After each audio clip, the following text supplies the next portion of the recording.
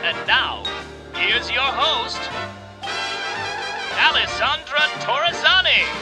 Christine Murray, I'm so thrilled to have you here all the way from North Carolina, which I am just crawling trying to get to. It's so beautiful there. I went to my cousin's wedding in Asheville a few years ago there, but I am just dying to get onto that water. I am just like ready to enjoy it. I'm ready to live my Southern charmed life. Do you just live a Southern charmed life out there? I mean, I can only imagine. I don't know. I'm originally from Pittsburgh, so I definitely do feel the culture difference between the North and the South, even still today, even though I've been here for a really long time. But North Carolina is a really great place to live, so you should definitely come on out for a visit sometime soon. Oh, I'm going to do that. Well, I'm so excited to talk to you because the topic that we are going to get into that you specialize in, talking about domestic violence, talking about, positive mental health, coping mechanisms, different strategies. These are all tools. Just a little background on me is I'm someone who lives with bipolar 1 disorder. So I'm very open about living with a mental illness, talking about it, making it as normal as I possibly can, with also treating it like it's kind of cool. Like I'm glad that I have this, so I can have this opportunity to use this platform and discuss it. But something that I've been I very curious about learning about is when we talk about domestic violence and we talk about I'm a new mom and I hear just horror stories about mothers and about children and fathers as well, people that live in these situations where it's just dire needs of just survival mode. And I want to have this episode, like we said earlier, of wanting it to be super conversational, but I would love for you, since this is your specialty, to kind of teach my audience some key things about what we can do if we know someone that's in a domestic violent, situation. If we are in, one of those situations, kind of just like a whole, poo-poo platter, if you will, of things that we can do to try to make it a little bit light as much as we can, But first, what I want to know is, Christine, how did you become involved in this? What drew you to such a really intense, life-changing topic that can just help so many people's lives? Well, that's a great place to start. And thank you again for the opportunity to have this conversation with you today. Sure. I do want to say I really admire what you're doing and using your platform to raise awareness and break down some of the stigma surrounding mental health issues and relationship challenges. So I'm just thrilled to be here to have this conversation with you today. My interest in the topic of domestic violence, kind of similar, I think, to you. It's both a professional pathway and personal. And so I am a marriage and family therapist, a licensed marriage and family therapist, and a licensed clinical mental health counselor by training. I have wanted to be a therapist for really since high school. And I really especially was drawn to the relational side of things. And so how to help people have healthy relationships, how to navigate different relationship challenges. It didn't really start with it in the kind of squarely in the area of domestic violence, but that was something that grew for me throughout my graduate school training and then my early years in my career. And one of the reasons for that was because when I first started to get out into doing clinical work, what I was noticing, I was not working in a domestic violence agency. But what I was seeing is working in an adult and even before that in children's different outpatient mental health settings was I was just absolutely blown away by how many clients came in because of mental health concerns. Mhm. But actually behind that, at least in my vantage point, was experiences of abuse. So Wow. especially I was seeing a lot of domestic violence when I was working with adult clients. But of course, a lot of people coming in seeking mental health treatment as adults, they may have had experiences and abusive romantic relationships in adulthood, but also possibly childhood abuse, all different forms of abuse throughout different times of their lives. Some people, of Wow. course, maybe had no experiences, some people had multiple experiences, and some people may have had just one or more significant. But in my sort of first year of clinical work, truly the percentage was probably at least 85 to 90% of people. Wow. And that I say, in my experience, so that might have been Sure. Of unusual, course. might have been the questions that I was asking. But it really just struck me working with so many clients who are struggling with mental Wow. health concerns, how the seeds of those challenges with their mental health often could be kind of traced back to traumatic Sure. experiences that they had, untreated trauma, unresolved issues of trauma. And so, right around that time was when I moved into a faculty position, and I've been on the faculty at UNC Greensboro since 2005, so 18 and a half Wow. years now. Wow, And amazing. I know. And then I just really dove right in and just decided that I wanted, I just felt so called to it. And I also, as I mentioned, have a personal experience. I also am a survivor of an abusive relationship as well, too. Ah, Haven't always spoken publicly about that and brought it into my work, but that's probably been a change in the past, actually about 4.5 to 5 years or so ago, that I also share that I have that lived experience too. well, I'll say as someone who lives with something, right? I always say that, there is something that I'm not saying you have to have the same, disorder that I do or you have to, but I think there's something behind working with someone in a therapy standpoint or in a counseling standpoint who has some sort of lived experience that it's not like this unknown. And I think I never really realized how important that was until I had a baby, where I'm like, oh, you don't have kids, you have no idea this feeling of postpartum anxiety that I'm going through because it's so different than the normal anxiety that one would go through. Like, there's higher stakes, I feel like. And I think that it's not saying that mine's better than yours, by any means, but there is something about when I have a conversation. Right now I'm in the middle of doing neurofeedback therapy with someone. I've been working on this for a couple months now. And the girl that I've been working with that I relate to the most and why I keep going back to her opposed to the other people that work there is because she is a mom and she went through a very similar situation as me. And while the other people were just as qualified and they were great and I was learning a lot from them as well, there was something about me having a conversation with her where it brought out different emotions, different feelings, and a different sense of like normalizing what I was going through. So with you being so open and honest, well, that's not necessary by any means to make you an amazing, therapist or specialist. It really, I'm sure, has helped so many people really feel a deeper bond and connection to you. I don't know. Maybe that's just my own personal experience, but I think that's probably what people are feeling, honestly. Yeah, I think I appreciate you saying that. And I think it has been an interesting process for me, and almost to have the two different lenses where Wow. for a long period of time I was a survivor, and I was just private about it. It wasn't that I wouldn't talk to anybody about it, but it just wasn't something that I brought Sure. publicly into my sort of professional identity. So I had a period of time where, I was the researcher and the advocate and the person who worked in this field. And then I sort of, opened up the curtain and said, well, actually I'm a survivor too. And it was a moment of real inflection and reflection for me to think about Sure. doing that. We could probably have a whole conversation about that, about, bringing that into your personal experience. And I think it's a very risky thing to do, to Were you expose yourself. scared, like, with work? Like, did you ever feel like, "Oh my gosh, they're not" I mean, that was my biggest fear of, like, "Oh my gosh, if I talk about this, like, I'm not, gonna get hired again, or I might get fired," you know? And that's something I a lot of think, people come to me with.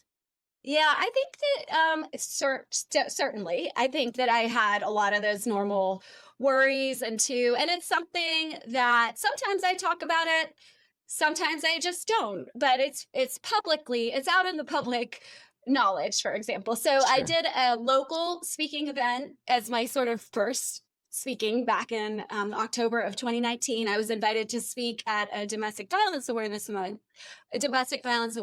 event.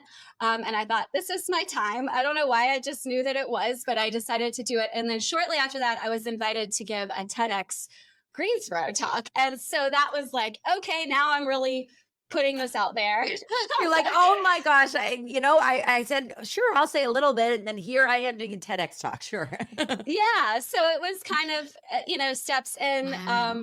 But I think what I found, well, first of all, for years before that, one of my colleagues and I had been doing research related to the stigma surrounding domestic violence. And I've worked with a lot of survivors, even around sharing their stories. And I definitely had a strong conviction that you do not have to tell your story publicly to be a valid survivor, or in your case, a valid person who has experienced mental health challenges. Everybody is different, so for some of us we can shout it from the rooftops. For some of us we Sure. keep it private. I don't think there's so many reasons for that. It could be safety, it could be Yeah. professional. And so, I think that I had really come to terms with that part.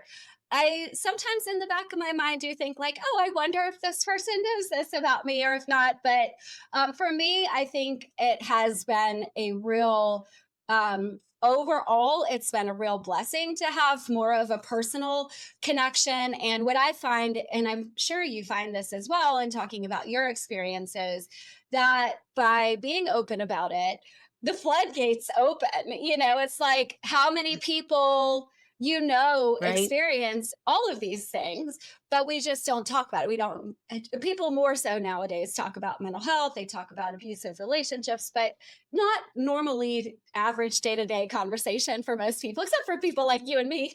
Right. Right.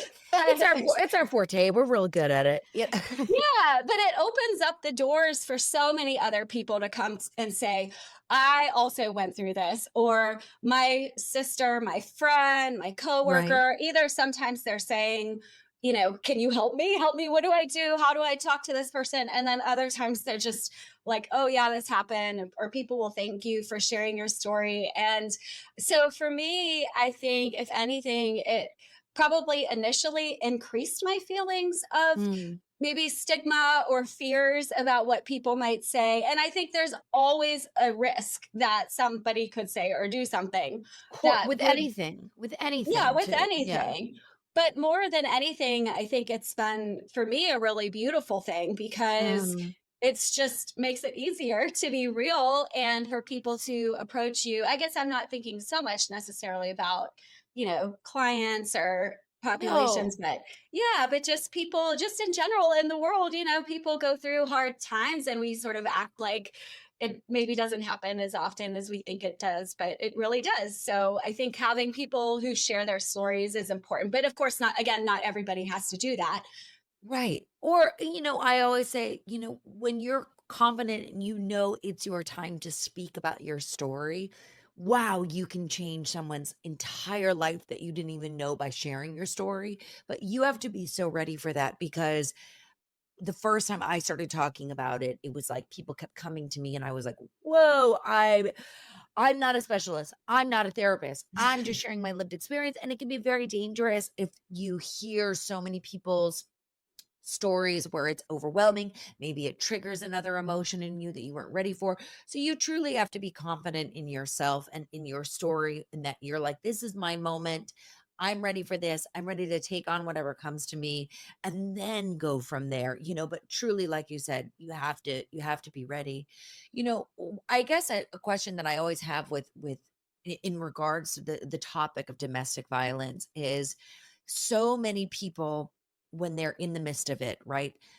They normalize it and they're like, it's fine. It's not going to happen again. Or that seems to be a narrative that I hear a lot from personal experiences of people around me of like, well, this happened once, but they said that they're going to change and it's not going to happen again. And I've had personal experiences with um, abusive relationships. It's never gotten to a point where it was like so physical or so it was mentally, trust me, there, but the physicality, but I've seen physical altercations with people. At what point is it a moment for someone from the outside where they can step in, right? Because you never want to cross a boundary. You never want to be like, I don't want to be the one that takes this relationship away. What is something that, like, advice wise from a specialist, like you, that help with those who are seeing it happen from an outsider's point of view, what they can do to help? Mhm. Well, it's a very frustrating situation to be in when you are watching somebody that you care about that's in a relationship that is unhealthy or potentially unsafe. And it's not easy. And I think the first thing we sort of have to do when we're on the outside of that situation is just remember that we are on the outside. And so we're seeing things differently than how they feel, how they look on the inside. Right. And we kind of have to take really good care of ourselves in those situations too, because most of the time, these relationships can go on for some time. And you kind of have to equip yourself to navigate that, because if you care about a person or you're personally affected by it, let's say it's the person you sit next to in your office at work, maybe you're not the best of friends, but you're hearing it going on or you're afraid for your safety. What if their abuser comes in and does something in the workplace? So, I think a first place is just to really try to get some support for yourself in that situation. If you do not know a lot about the dynamics of abusive relationships, it's always helpful to learn more, gain more awareness. We can talk a little bit about some of those dynamics if you think it would be helpful. Yeah.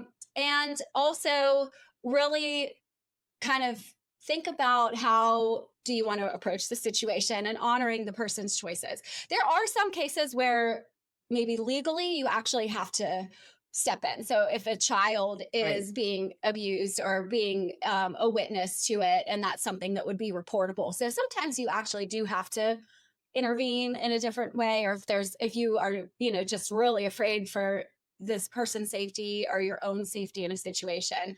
But a lot of times, of course, just as you said, the challenge is being there for the person that you care about while also letting them make their own decisions. And sometimes you don't agree with those decisions. So, I think in those cases, it's really important to be really clear that you do not judge the person, that you can express what you want to say to them in a very non-judgmental, caring, supportive tone.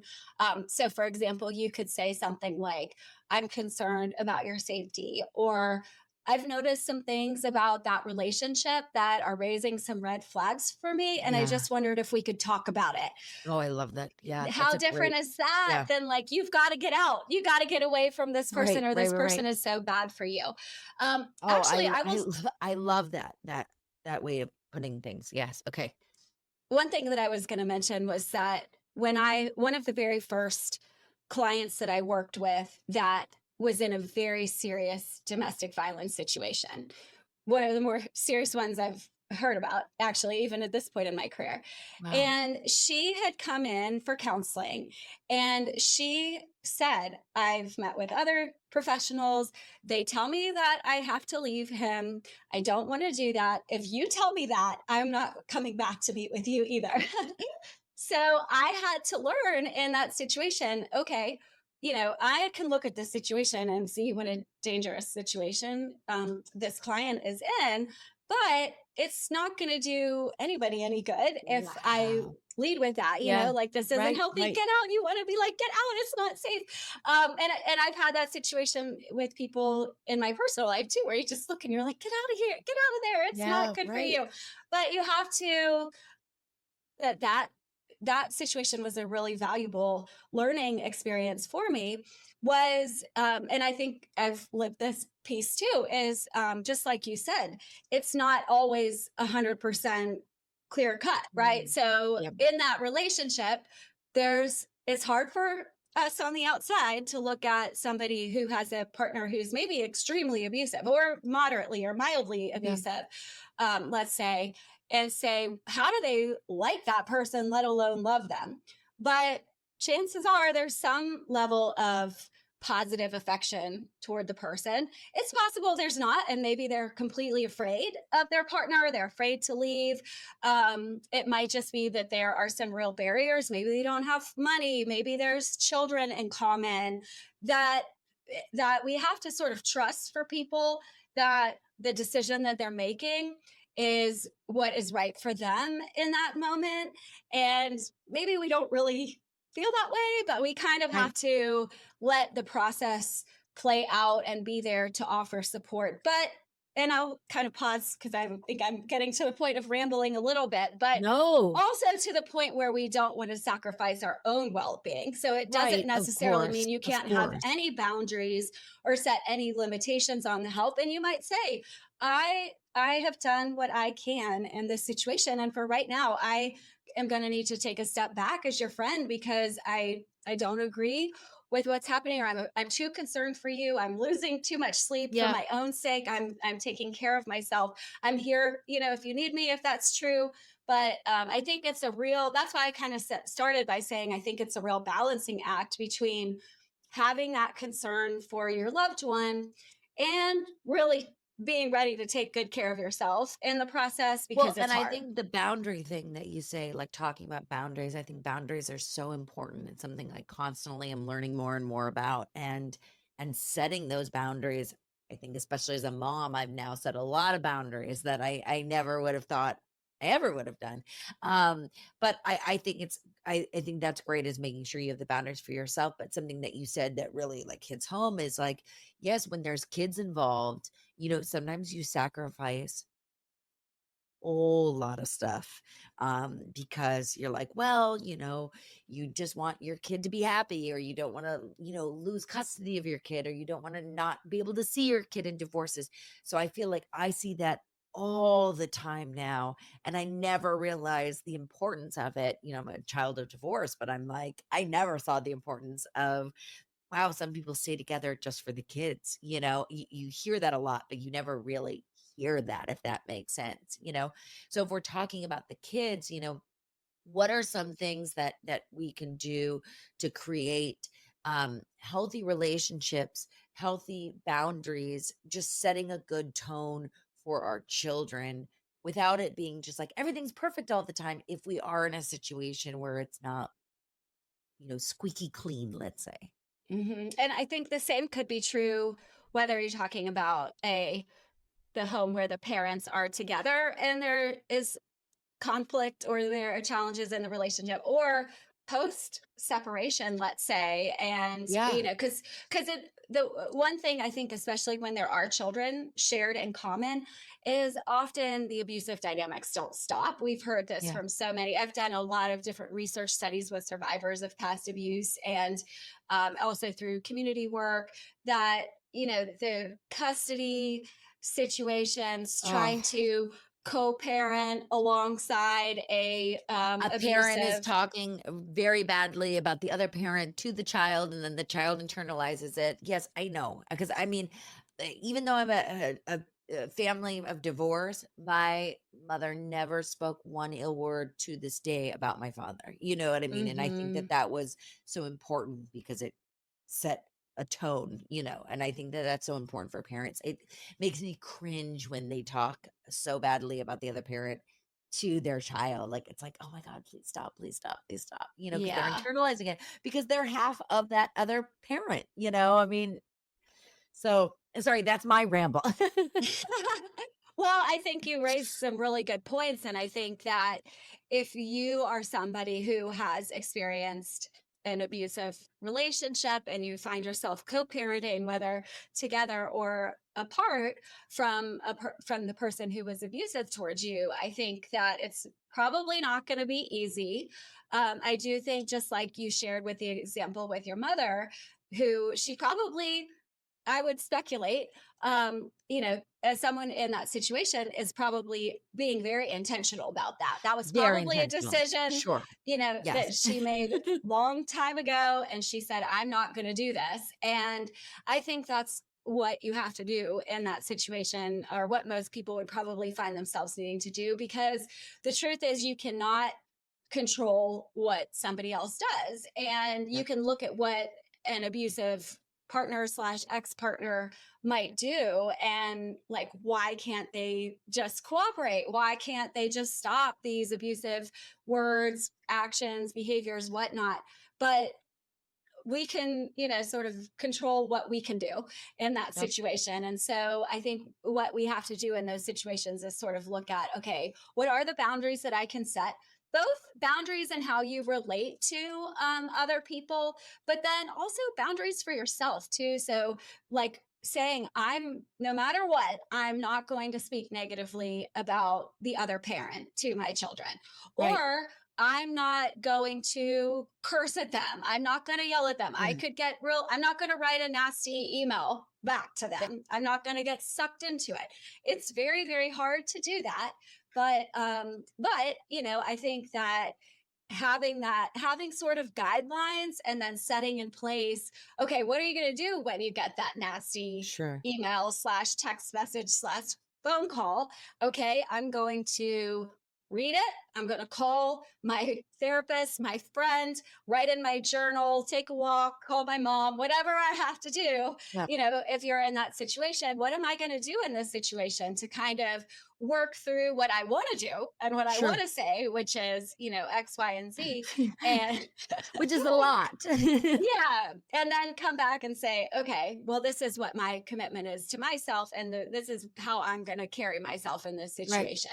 I do think, though, it is important to say that sometimes these situations are unsafe. And so for some parents, if there are real safety risks, I think that you would be wise to speak with law Sure. enforcement, a lawyer, whether it's looking into whether a protective order, or sometimes there's supervised visitation or custody exchanges being done at public places. So there are some, if we're talking about a situation where there are some safety risks like that, I think that we don't want to minimize that too, because sometimes No. it is lack of cooperation and Sure. Oh, of verbal course. abuse, which can be very distressing, but sometimes there are real risks. And each story is its own unique thing. Yes, exactly. And they're its Yeah. own unique thing. So you cannot, put that in. Something that I remember reading and now I'm like, oh, that's what I wanted to ask you about was you talked about you do the Healthy Relationships Initiative. So since we've been talking about unhealthy relationships, let's talk about the healthy relationships of this initiative that you've started. What is this initiative and how can we put that towards our everyday life? hmm Well, so part of my work at the university has been developing and implementing this healthy relationships initiative. It was a change of course, because like I said, much of my work was kind of Yeah, downstream looking at unhealthy, unsafe relationships. sure. But we had an opportunity. This was actually first, first started planning with the Phillips Foundation, which is a local family foundation here in our Okay. community, to do this upstream initiative in 2015, and it launched in Wow. 2017. Wow, With the amazing. Yeah, so the goal really was they really, through their philanthropic efforts with that foundation, recognized that that was a missing piece, that we've got resources for mental health concerns, we've got resources for domestic violence services, but how do we address the more upstream positive so that maybe we can, I think obviously the goal long term would be to prevent future violence, abuse, future mental health challenges that can be related to unhealthy and unsafe relationships. So we've been working on it. It's kind of gone through some different iterations, of course, since 2017. But we do a lot of online outreach. We used to do a lot more, especially before COVID, in-person outreach, promoting happy, healthy, and safe relationships of all kinds. And so, just real briefly, we define that happy, healthy, safe as part of our mission, but it's also how we can look at defining the quality of relationships. And so, Wow. we look at safety as really the foundation for healthy relationships. And that is essentially where it pulls in this idea of being free from violence and abuse. So, you can't have a healthy relationship when No. there's a lack of safety, when there's not safety, when abuse is happening, when neglect is happening. And then we can talk about healthy relationships. These are some of the really core qualities of healthy positive relationships like trust, good communication, able to navigate conflict, some shared values, that sort of thing, where it's a sense of real health and kind of well-being in relationships.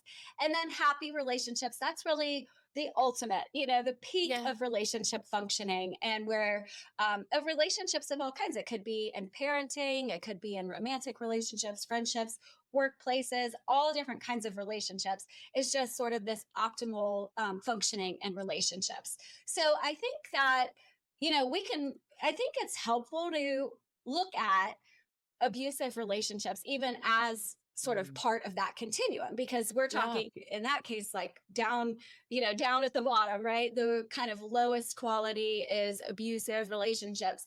But even people who have a history of abusive relationships can establish healthy, safe relationships, maybe not with 100%. a person that was abusive toward them, but that people can move on and have that healthy relationships. It And doesn't I have to guess be a repetitive cycle. It doesn't have to be the same thing over and exactly. over.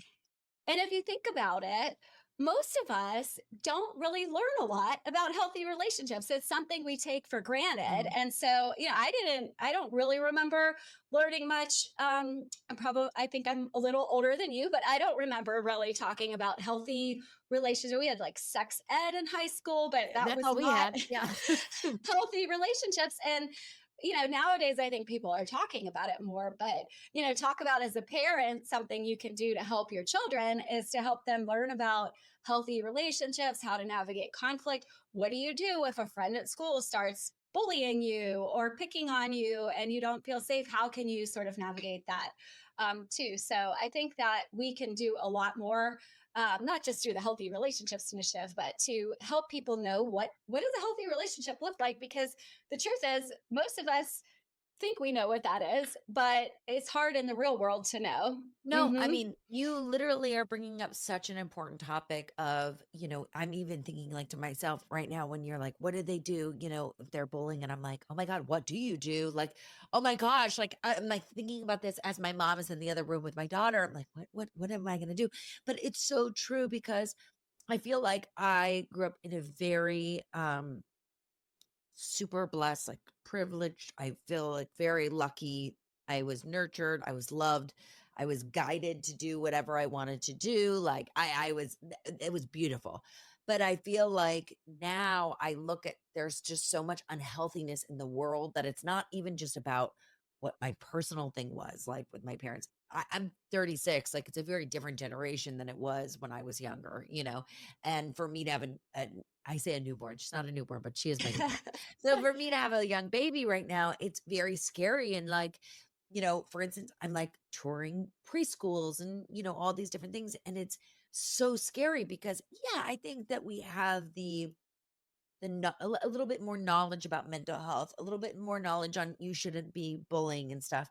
But I mean, let me just use the example. I was in the park with my 19-month-old, and someone asked what her name was. And I said, oh, her name is Lady. And this little 3-year-old starts laughing, goes, what kind of name is that? And I'm just like, Oh, oh, and like the mom in me was like, I'm gonna get you. But I was like, okay, that's a 3-year-old, Alessandra. You need to calm down right now. But I know it's inevitable, and I know that those situations are going to happen. So like, for instance, like what do you do if your kid is getting bullied? Like what would be the best way for me to say to Lady, like, hey, let's create a healthy relationship and like a boundary? Like what would your advice be? yeah. Well, I don't think I shared this before, but I'm also a mom. My children are definitely not newborns. I've got two teenage sons. Oh, So cute. let me tell you, it They're really still doesn't your get a newborns. Oh, well, in my mind, but definitely don't tell them that. They Yeah. would be like, get off my back, mom. You're touring preschools. I'm starting to tour colleges. So, Wow. it all happens really quickly, but it is a very different world right now. And I think even if you lay that foundation of healthy relationships, there are just some things that as a parent in today's world are like, okay, what do we do about this? Because Right. Snapchat, for example, it just disappears. I have no idea what they're talking about, what they're doing, if it's healthy. And so I think for me, one of the things that I've tried to do is one, I'm not perfect. Okay. I have moments where I would be highly embarrassed if you were watching me as somebody who is a therapist or someone who talks about healthy relationships. If you had a camera in my house at certain moments, you'd be like, oh boy, But I'm you're a not real listening. person. That's why. We're Well, we all all real. We're all are. I mean, human. show me somebody who's a perfect parent. And I just think No. they probably aren't heavily involved in their parenting. So it's hard, it's very, very hard. But one, I do try to model healthy behaviors for my children. One of the hardest things, but I think one of the most important things that I try to do as a parent. Again, I'm going to say just all of it, just big disclaimer. I Yeah. am not at all perfect, and I could critique probably every day worth of parenting Yeah. for my whole children's lives. My oldest son is almost 17, so it's been a while, but I try to apologize to them, and boy, I do not want to apologize to teenagers Yeah. because chances are they're not really going to reciprocate, they're not really going to appreciate it, but I want to show them I can apologize to you, mom makes mistakes, and I can show you that I can work on correcting that. That's been something that's been important since they Wow. were young. I tried to teach them about apologizing and Mm. accepting responsibility.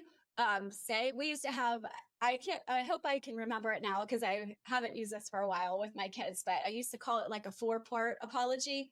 Like, I'm sorry, this is what I did, owning up to it, it was wrong because, and then what am I going to work on to address this, right? Wow. Oh, I So, love that. yeah, I Yeah. think, it was good. I don't know if they do it anymore. I'd have to ask them if they even remember that. I don't remember where I learned it, but Yeah. it was to try to help them to see that you can work on things, you can own up to what you've done. And I think actually as a parent in today's world, you probably would be wise to be prepared both for what to do if your child is experiencing mistreatment at the hands of another person, and what if you find out if your child is the one that is saying or doing things Sure. that are Of harmful course. Yeah. behavior. You Yeah. never know. So, Yeah. yeah. But I think it is important to talk with them about healthy versus unhealthy words, behaviors, help them to recognize. I do think the older that kids get, the more important it is to not just tell them, like, well, that's not healthy, but to say, well, what did you learn from that relationship? Like, as they start dating, I mean, don't even start to think Sure. about this. And obviously, you've got a No, toddler, but it's so but true. yeah. Or if let's say, even in kindergarten, let's say, one time, one of my children was in a friendship, which was somebody who was a really close friend, and they started to kind of pick on them and tease them. And we just said, it's probably a good idea if you take a step back from that friendship for right now. They Yeah. eventually came back around because, they're young, kids are still learning, there's peer pressure, things like that. So just helping them to, I think, to learn to navigate those relationships. I think helping them to think through those things on their own as much as possible Yeah. in a developmentally appropriate way. And then I do think there is something to be said for helping children learn from as early as possible about having boundaries with other people. So I think a good example at the age that your daughter is would be, for example, if she doesn't want to hug a family member, Yeah. to say that's her body, what's your Yeah. choice? Would you, so, for example, does she feel comfortable giving a fist bump or just a wave from across room versus, I think the older way Yeah. of thinking about things in past generations was if your older family members coming in for a hug, you have no choice but to go for it. Yeah. And you may just be like, oh, I don't want that. And it's Yeah. kind of teaching you not to have those boundaries. So I think it's little things, thinking for yourself as a parent, what is important to you? What do you want to model? How can you kind of help your child learn and navigate that? And I Sure. think the more you do it, actually, at the age that you're starting as young as the age that your daughter is, and kind of just having that foundation, you're not going to find yourself with a teenager and you've never had these conversations in the Right. past. Right. Like she loves to blow a kiss to people. So I'm like, all right, go for it. Like, that's who you are. Like, go for it. Like she loves to give hugs. So I'm like, That's go for it. sweet. But it's something that I'm very conscious and very aware of. Another thing I think I'm aware of is, you know, the narrative of this was not from my mom, but this was like from everyone growing up. If boy, pushed you on the field or in the park or something, it was like, oh, they liked you. It's like, no, they were just an asshole. Like, I'm sorry.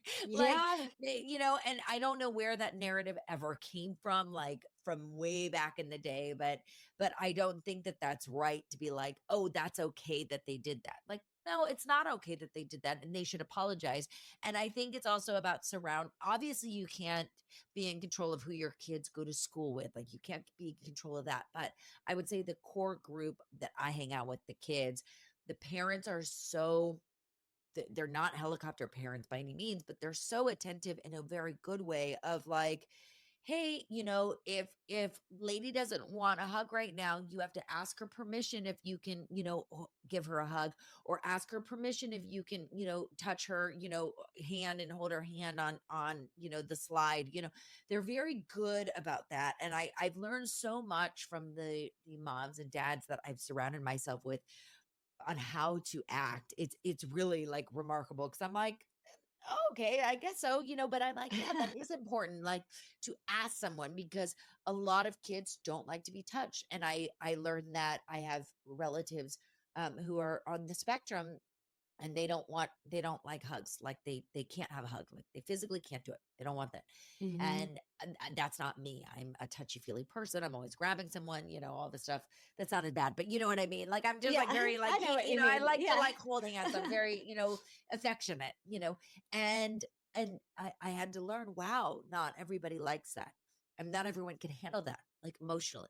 So, you're right. It's about having the conversations from very young on. And it's never too late to have a conversation with a kid or a relative or a friend, like that, and be like, hey, I don't really like when you do this. Like, I think it's okay to do that. And I think people will honor and love you even more for being open and honest. Right. I really do. I think people are more receptive than we think and we give them credit for.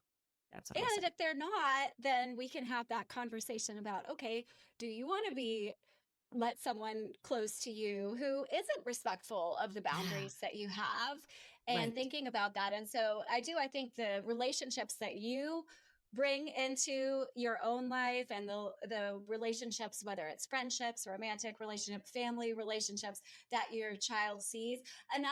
As an actress, you might Yeah. appreciate, I think, talking about things that you see on TV, in the media, is really, especially as kids get older and those teen years where they may not want to talk about their own life so much, but you can get a conversation going about that, celebrity couple, or what happened in a movie, or something that you saw. Like, Sure. it's just an entry point into having conversations, and sometimes it's a little bit less threatening, Because to it's not look at. about you.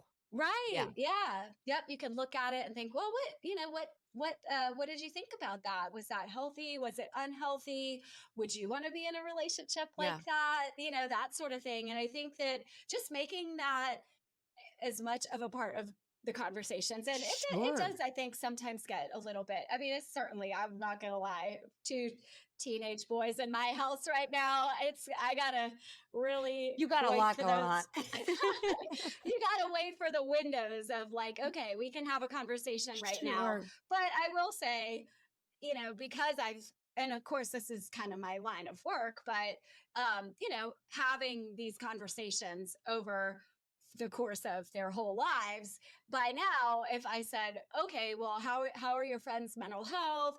Do you have any friends that your relationships you're concerned about? Or, what do you think you can learn?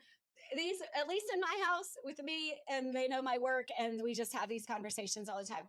It's not unusual if I bring Yeah. that up. And I think that if you're used to just talking sports, or, clothes or whatever, and then it's like you try to open the door, it's never too late. I certainly agree, but you can definitely help to set the stage as much as possible early Sure. on.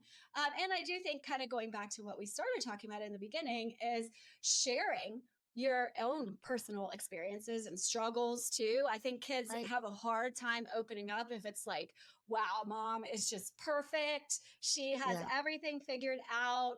Yeah. She would never understand because everything is just great in her world. And so to say, I've got a friendship where I've struggled too with kind of how my friend was treating me, or or when I remember when I was dating, or I remember when I was struggling when I was in middle school and people were picking on me too.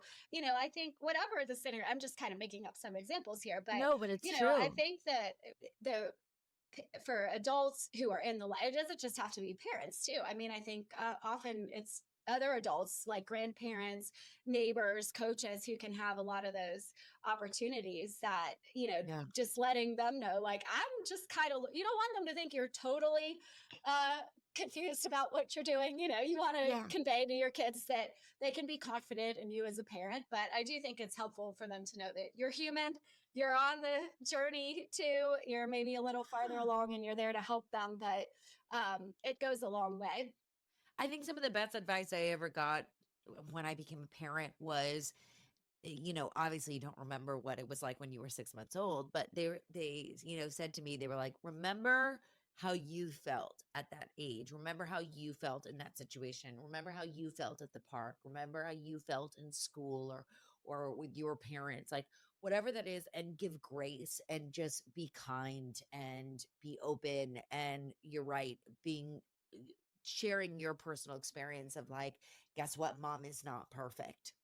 And it's not going to be a perfect, family, in whatever situation it is. But what is perfect? There is no such thing as perfect. And letting your Hmm. kid know that there is no such thing as perfect, Right. and that we're just all humans and we're just trying to get through the day and be the best versions of ourselves and just be kind, open individuals. And that's all we can do. So, oh, Christine, this has been such a great conversation. I'm so happy that I had you on and that we had this conversation right now and opened up about some really tough subjects. What is like is there a website, or is there somewhere that someone can go if they are living with domestic abuse, if they know someone? What are some key things that we can point into, key places we can point into the audience? Well, I would say, for starters, if someone is in or knows somebody in a crisis situation, it's important to know what the crisis resources are in your community, as well as the National Domestic Violence Hotline is a wonderful resource that's always available. Personally, I'm getting ready to launch my newest resource, which is called the Source for Survivors. So it's at Oh, wow. sourceforsurvivors.info. And what that is really bringing in a lot of lessons learned through my work and my personal experiences, with a focus on the long term journey of healing and recovering from past abuse.